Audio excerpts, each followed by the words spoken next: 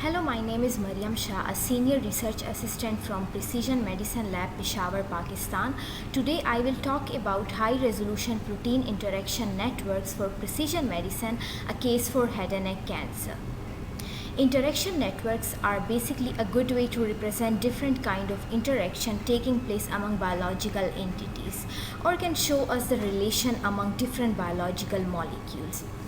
In this study, we wanted to identify and study the binding mechanism of head and neck cancer key genes, also to find essential domains involved in vital interaction, ultimately finding out the available drugs against these domains. The databases from where the data have been collected in this study and the methods have been used have shown here. Moreover, string database and cytoscape was used for the construction of interaction networks. In this study, we identified 65 candidate genes for head and neck squamous cell carcinoma and 19 genes for triple negative breast cancer, out of which 5 genes were common. We constructed protein-protein interaction and domain-domain interaction networks for both head and neck squamous cell carcinoma and triple negative breast cancer.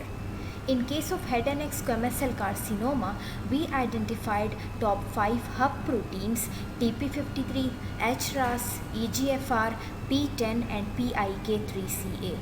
These proteins are also part of the highly connected cluster shown in figure C. We also identified the top hub domains in which Notch domain was on the top. Also, Notch protein domains formed the densely connected cluster in domain-domain interaction network shown in figure D.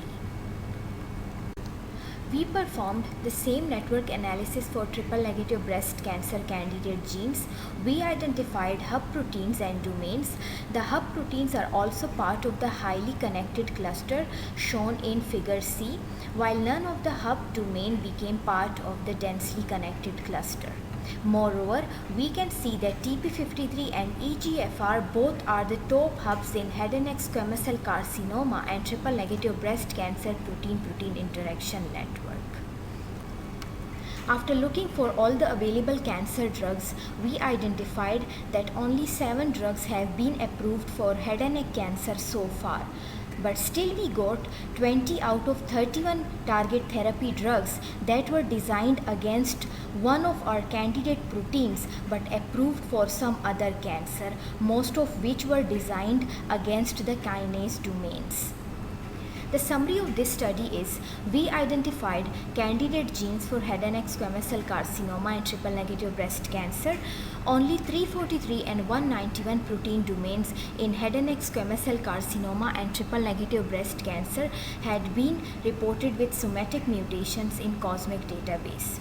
This study re-emphasized the significance of Notch and EGFR proteins in cancer networks. Moreover, this study proposed that 19 out of 20 candidate drugs can be repurposed in head and neck squamous cell carcinoma.